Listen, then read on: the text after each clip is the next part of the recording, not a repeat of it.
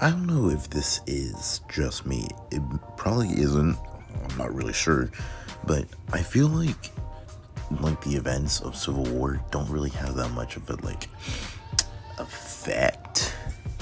If that makes any sense. Because the time span is only 2 years, so there isn't that much time to really establish the real consequences of Civil War and Infinity War.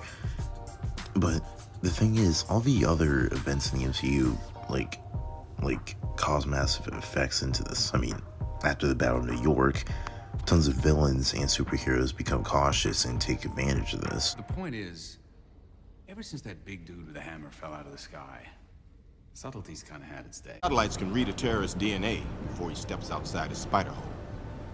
We're gonna neutralize a lot of threats before they even happen. Thought the punishment usually came after the crime. We can't afford to wait that long. Who's we? After New York, I convinced the World Security Council we needed a quantum surge in threat analysis. And even after Age of Ultron, I mean, Civil War is caused because of this. And basically everything after Endgame is basically just people going through trauma and just trying to recover after it all. So I'm not I don't really get where this is I don't why is this the one event that doesn't have any real issue consequences? And also with the Accords being in act, and you think to yourself there'd be more movies that really touch on this, and the only movies that really do this are Ant-Man and the Wasp and Black Widow. Those are the only movies that do it. And you think to yourself, what about Spider-Man?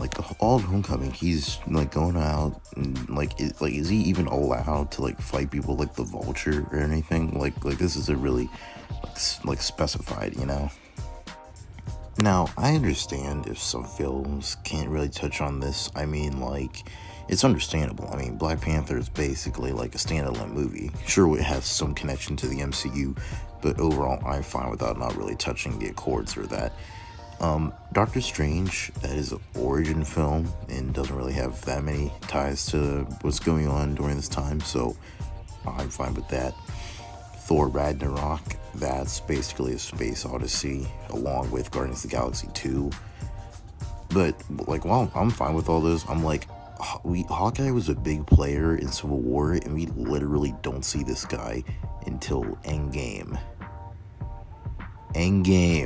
Because you know how cool it would be, because here's the problem.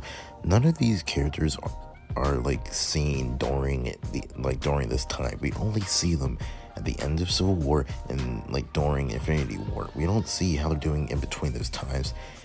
And except for Black Widow, that only takes literally right after Civil War. And that's only just goofy times with her sister in the sky base, and it's just Red Guardians, whatever. I mean, you know how cool it would be if we got if we got Falcon, Black Widow, and Captain America on the run, and we get to see how Captain America was seen as a traitor and a criminal, and just having to question if he was right doing what he did just for his friend. And we literally have Vision and Wanda secretly being together for 2 years.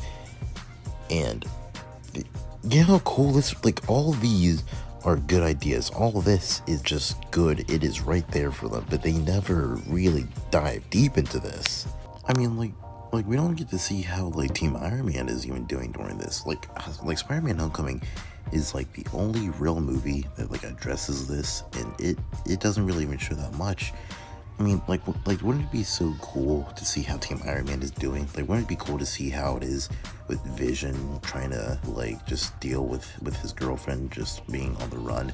Wouldn't it be cool to see how Rhodey is doing, struggling with him being crippled and supporting the Accords with that?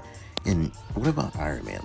Wouldn't it be cool to see how Iron Man is doing with the fact that his best friend lied to him? Wouldn't it be cool to see how it would be being stressed out with the whole weight of the world on his shoulders? And I guess we could see a little bit of that. I mean, we see how he tries to recruit new heroes like Spider-Man, And like the fact that he just rejects him, which is like the best choice for Spider-Man, but we don't get to see how Iron Man feels during this time, and that's like, I don't know, man. I really don't know. It's just that, I don't know. Like, Infinity War really just got rid of all of this. I mean, they were like just straight into the action. I don't know. They really did miss out on this point of the MCU.